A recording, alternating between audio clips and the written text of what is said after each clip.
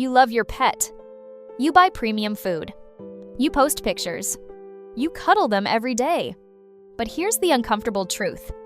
Loving your dog or cat doesn't automatically mean you're raising them well. Some of the most adorable owner behaviors are actually creating anxiety, stress, and long-term behavioral problems. Not because you're a bad person, but because you don't realize it. So here's the real question. Are you absolutely sure? You're not a toxic pet owner? Watch until the end. Because at least one of these might hit closer than you expect. You don't set boundaries. They beg, you give more. They bark, you soothe. They jump on guests? It's okay. He's just excited. You think you're being loving. But dogs and even cats feel safest in environments with structure. In social animals, clarity creates security. When there are no boundaries, your dog may become anxious, resource guarding, or even controlling. Love without structure is not always healthy love. Ask yourself honestly, how many times have you said, "It's fine, he's still a baby," when you knew the behavior wasn't okay? You believe pets should obey no matter what. No barking, no attitude, no mistakes. So, you raise your voice. You intimidate. Maybe you punish physically. Your pet might go quiet, but cortisol, the stress hormone, rises. They learn to fear. They don't learn to trust. There's a difference between a dog who listens because they're scared and a dog who cooperates because they feel safe. Be honest. Do you want obedience or do you want trust? Your pet is your main source of comfort. You talk to them about everything. You feel uneasy when they're not near you. You rely on them emotionally, and that's human. But when emotional dependence becomes one-sided, your pet may develop separation anxiety, clinginess, panic when you leave, hyperattachment.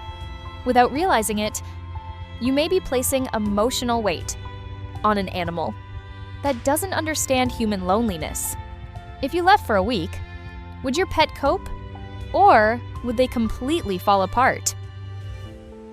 This one is controversial. You believe your pet knows they did wrong. When they avoid eye contact, when they lower their head, you interpret guilt. But behavioral science shows something different. Dogs and cats don't operate on human moral concepts. That guilty look, it's often a calming signal. They're responding to your tone, your body language, your tension, not to moral awareness. So ask yourself, are they feeling guilt? Or are they just trying to make you less angry? When we project human morality onto animals, we risk misunderstanding their needs. You provide food. You provide shelter. You provide toys. Technically, everything is covered. But when was the last time you were fully present? Not scrolling, not multitasking, just engaged. Dogs are social pack animals. Cats need mental stimulation and hunting outlets. Lack of meaningful interaction can lead to destructive behavior, over-grooming, withdrawal, subtle chronic stress. How many minutes a day? Do you truly give your full attention to your pet? Not proximity. Attention. You probably saw yourself in at least one of these, and that doesn't make you a bad owner. Toxic isn't a label. It's a blind spot. And the moment you recognize a blind spot, you're already improving. Pet ownership isn't just about care.